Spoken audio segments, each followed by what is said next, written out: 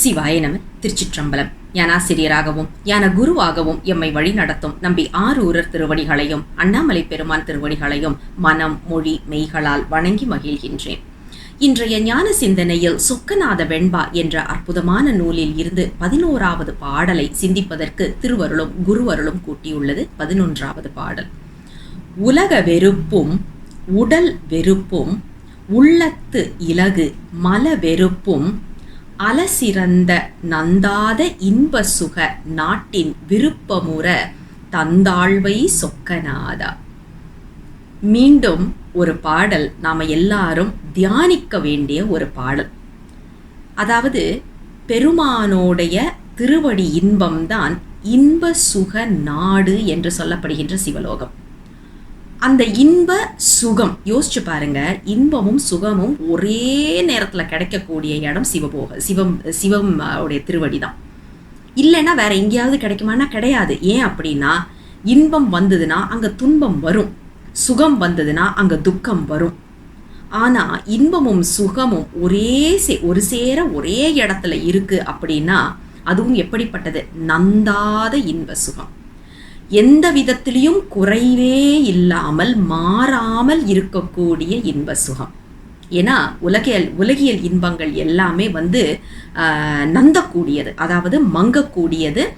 நாமளா ஏதாவது செய்து அதை உயிர்ப்பிச்சா தான் உண்டே ஒழிய மற்றபடி அதனால நமக்கு துன்பங்கள் தான் அதிகமாக வரும். ஆனால் இங்கே பாருங்க, மாறுபாடு இல்லாத, குறைவில்லாத, என்றுமே குறைவில்லாமல் வளர்ந்து கொண்டிருக்கக்கூடிய இன்ப சுக நாடு என்று சொல்லப்படுகின்ற சிவலோகம். அந்த சிவலோகத்துல விருப்பம் கொள்வதற்கு என்னை தயார் செய்ய வேண்டும். யார் செய்ய வேண்டும் அப்படின்னா சொக்கநாத பெருமான் தான் செய்யணும். ஏன் அப்படின்னா, இன்னைக்கு எனக்கு கொடுக்கப்பட்டிருக்கின்ற இந்த தனு கரண புவன போகம், இந்த 4ஐயும் எடுத்து பார்ப்போமே. ஒரு உயிருக்கு ஏன் தனு கரண புவன போகம்? தனு என்றால் உடல், கரணம் என்று சொன்னால் நமக்கு உள்ள இருக்கிற கருவிகள், அதாவது நம்மளுடைய கை கால் மூக்கு இதெல்லாமே அக கருவிகள் புறக்கருவிகள் என்று 2 விதத்துல நாம சொல்லுவோம். அது கரணங்கள் என்று சொல்லப்படுவது. அப்ப தனு கரணம், உடலும் அதனுடைய கருவிகளும். இது மட்டுமா அப்படின்னா, புவனமும் போகமும் பெருமான் கொடுக்கிறாரு. புவனம்னா எந்த நாட்டுல, எந்த உலகத்துல, இப்ப நாம சொல்றோம் இல்லையா, கோள்கள் அப்படின்னு சொல்றோம் இல்லையா, எல்லா கோள்கள்லையும் உயிர்கள் இருக்கு. ஆனா நமக்கு தெரியாது. ஏன்னா அந்த வேற வேற அலைவரிசையில அவர்கள் இருப்பதனால நம்மளால உணர்ந்து கொள்ள முடியாது. ஆனா பெருமான் அவரவர்கள் வினைக்கு ஏற்ப அவரவர்களை அந்தந்த கோள்கள்ல பிறக்க வைக்கிறாரு. அப்போ புவனம் கொடுக்கிறாரு. அந்த புவனத்தினாலையும் கரணங்களாலையும் தனுவினாலையும் வரக்கூடிய போகத்தையும் கொடுக்கிறார், அனுபவத்தையும் கொடுக்கின்றார். இப்போ சில கிரகங்கள் பார்த்தாக்கா ரொம்ப குளிராக இருக்கும், சிலது ரொம்ப சூடாக இருக்கும். சில இப்போ பூமியெல்லாம் பார்த்தீங்கன்னா சரியான சீதோஷ்ண நிலையில் இருக்குது. இப்போ நீங்கள் பார்த்தீங்கன்னா இது எல்லாமே பெருமான் அந்தந்த உயிர்களுக்கு அந்தந்த அனுபவத்தை வேண்டி கொடுக்கக்கூடிய விஷயங்கள். ஆனால் நாம் என்ன பண்ணுறோம், இந்த தனு கரண புவன போகமே நிலையானது என்று அதிலேயே தங்கிடுறோம். யோசிச்சு பார்ப்போமே, இந்த உடல் அழிந்து போகக்கூடியது. ஒவ்வொரு நாளும் இதற்கு வயதாகி கொண்டு இருக்கின்றது. ஒவ்வொரு நாள் நாம கழிக்கின்றோம் நம்மளுடைய வாழ்க்கையில அப்படின்னா நம்ம சாவை நோக்கி கொண்டு சென்று கொண்டு இருக்கின்றோம். அதாவது நமக்கு பிறந்த அன்னைக்கே என்று இறக்க போகின்றோம் என்ற தேதி சொல்லியாச்சு. நாம் இப்ப என்ன பண்றோம், பயணப்பட்டு கொண்டு இருக்கின்றோம். எதை நோக்கின பயணம் என்றால் நம்மளுடைய இறப்பை நோக்கின பயணத்துல சென்று கொண்டு இருக்கின்றோம். ஆனா அதை என்னைக்காவது நாம உணர்றோமான்னா இல்லையே. நாளைக்கு சாஸ்வதமா நாம இருக்க போறோம்னு நினைச்சிட்டு எத்தனை வேலைகளை நாளைக்குன்னு நம்ம தள்ளி வைக்கிறோம். இன்னைக்குத்தான் நம்மளுடைய கடைசி நாள் அப்படின்னு தெரிஞ்சா எவ்வளவு வேகத்தோட நாம வேலை செய்யணுமோ அப்படி ஒவ்வொரு உயிரும் அன்றன்றைய வேலையை செய்து வந்தால் உலகத்துல துன்பம் என்பதே இருக்காது, சோம்பேறித்தனம் என்பதே இருக்காது. ஆனா நாம என்ன நினைக்கிறோம், அடுத்த நாள் சாஸ்வதமா வரப்போகுதுன்ற ஒரு எண்ணம். அது மட்டும் கிடையாது, இதுக்கு பிறந்த நாள் வேற கொண்டாடுறோம். ஒரு வருடம் கழிந்து விடுகின்றது.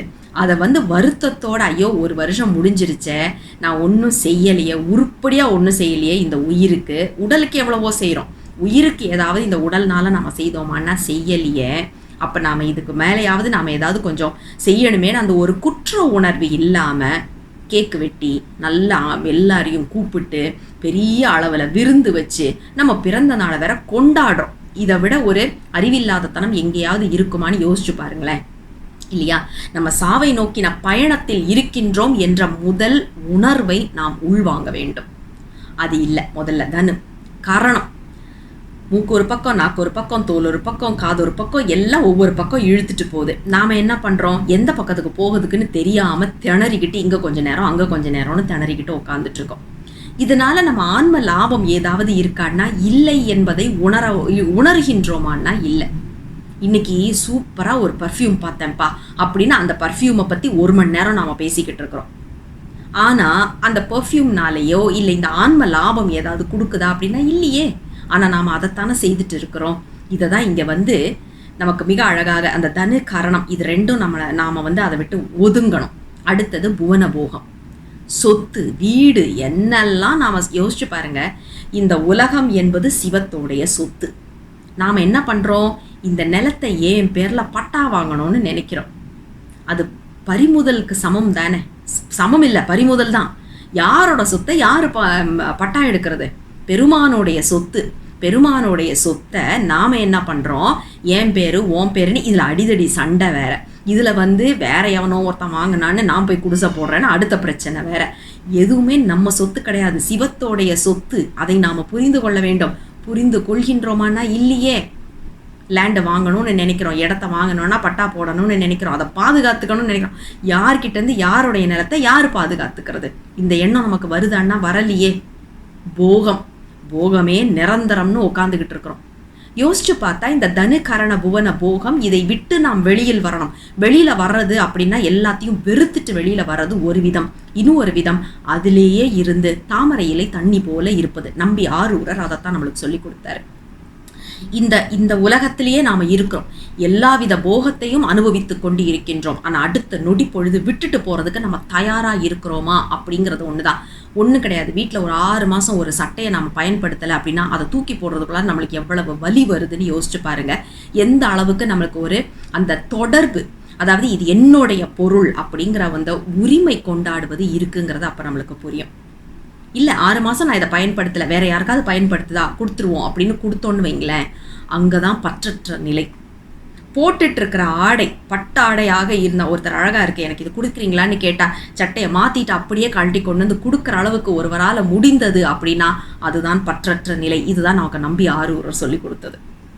அவர் பட்டா வாழ்ந்தாரு, பட்டோட வாழ்ந்தாரு, நித்திய கல்யாண கோலத்துல வாழ்ந்தாருன்னு சொல்றோம்ல, ஆனா பற்றில்லாமல் வாழ்ந்தார் என்று எத்தனை பேர் சொல்கின்றோம்? ஏன்னா நமக்கு தேவையானதை மட்டும்தான் நம்ம எடுத்துக்கிறோம். அதை தான் இங்க முதல்ல எடுத்த உடனே உலக வெறுப்பு, புவனத்தின் மேல் எனக்கு பற்றில்லா தன்மை வர வேண்டும். உடல் வெறுப்பு, தனு என்பதன் மேல், தனு என்பதன் கரணம் என்பதன் மேலும் எனக்கு வெறுப்பு வர வேண்டும், அல்லது பற்றில்லாத தன்மை வர வேண்டும். உள்ளத்து இலகு மல வெறுப்பு வேண்டும். போகமும் கரணங்கள்னால் வரக்கூடிய போகமும் இதனால் உள்ள பற்றற்ற தன்மை எனக்கு வரணும். அங்க பற்றில்லாத தன்மை வந்தால்தான் நான் பெருமானின் திருவடியை பற்ற முடியும் என்பதுதான் 11வது பாடல் நமக்கு சொல்லக்கூடிய அற்புதமான கருத்தாக பார்க்கின்றோம். இதை நம்பி ஆரூரர் சொல்லுவார், இந்த உடம்புக்கு, இந்த உலகத்துக்கு எப்படியெல்லாம் உட்கார்ந்து அலையிறீங்க, ஆனால் இந்த உடம்பு எதனால செய்யப்பட்டது தெரியுமா? மலத்தினால் செய்யப்பட்ட குகை, அவ்வளவுதான். மலக்குகை அப்படின்னு வரும். யோசிச்சு பாருங்க. அதெல்லாம் சொல்றதுக்கு கேட்கும் போதே அவ்வளவு ஆழமா நம்மளுக்கு அது மண்டையில் அடிச்ச மாதிரி இருக்க. அதை சொல்றதுக்கு ஒருவருக்கு எத்தனை பக்குவம் இருக்க வேண்டும். இந்த உடலை பார்த்து இது மலக்குகைன்னு நாம இன்னைக்கு சொல்லுவோமா? சொல்றது இல்லையே. சொல்றதா இருந்தா இத்தனை மேக்கப் போட்டு வந்து உட்கார்ந்துருப்போமா? இல்லையே. மலக்குகை என்பது ஆழமாக நமக்கு உணர வேண்டும். அது உணர்ந்தால்தான் இந்த 11வது பாடல் படிப்பதனுடைய பலனே கிடைக்கும் என்பதுதான் நமக்கு நிதர்சனமான உண்மை. மீண்டும் அடுத்த பாடலோடு விரைவில் உங்களை சந்திக்கின்றேன். தென்னாடுடைய சிவனையே போற்றி, எந்நாட்டவர்க்கும் இறைவா போற்றி, அண்ணாமலை மண்ணா போற்றி, கண்ணார முத கடலையே போற்றி. சிவசிவ திருச்சிற்றம்பலம்.